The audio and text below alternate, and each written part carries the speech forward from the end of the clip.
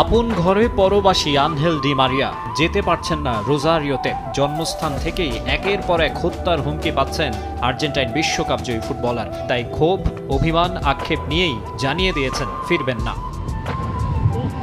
গেল কয়েক বছরে আলবি সেলেস্তেরা রীতিমতো অপ্রতিরোধ্য।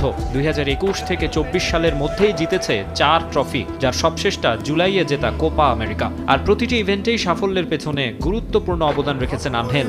বিশেষ করে দীর্ঘ অপেক্ষার অবসান ঘটিয়ে বিশ্বকাপ শিরোপা জয়ের পর যেন অপূর্ণতা নেই কোনো। আবেগ আপ্লুত ফুটবলার ক্যারিয়ারটা শেষ করতে চেয়েছিলেন নিজের প্রথম ক্লাব রোজারিও সেন্ট্রালে, কিন্তু তা আর পারলেন কই। মনোবাসনা প্রকাশের পর থেকেই একের পর এক হুমকি ধামকির সম্মুখীন হচ্ছেন ডি মারিয়া। এবছর মার্চে তার ফ্যামিলি প্রপার্টিতে একটা চিরকুট ফেলে যায় দুর্বৃত্তরা, যেখানে রোজারিও ক্লাবে যোগ দিলে হত্যার হুমকি দেয়া হয় তাকে। আসলে রোজারিও একটি অপরাধপ্রবণ শহর, যেখানে ছিনতাই, হত্যা, কিডন্যাপ, ব্ল্যাকমেইল নিত্যদিনের ঘটনা। সাধারণ মানুষের নিরাপত্তাও সেখানে প্রশ্নের মুখে। লিওনেল মেসির স্ত্রী আন্তোনেলা রোকুজ্জোর মালিকানাধীন একটি শপে ওপেন ফায়ারের ঘটনাও বেশি দিন আগের কথা নয়। এবার ডি মারিয়ার সঙ্গে ঘটল আরও ভয়াবহ ঘটনা। দেশটির ফুটবল তারকার বোনের ব্যবসা প্রতিষ্ঠানের সামনে মৃত শূকরের মাথা রেখে যায় অজ্ঞাতনামারা।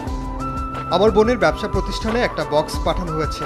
সেটার মধ্যে ছিল বোনের বৃদ্ধ শূকরের মাথা, সঙ্গে একটা চিরকুটের লেখা ছিল, যদি রোজারিওতে ফিরি এর পরের মাথাটা হবে আমার মেয়ে পিয়ার। পাবলিক ফিগারের নিরাপত্তা নিশ্চিতে সান্তা ফে প্রভিন্সের গভর্নরের আশ্বাসের পরও রোজারিও সেন্ট্রালে ফেরার সিদ্ধান্ত পুনর্বিবেচনা করছেন ডি মারিয়া।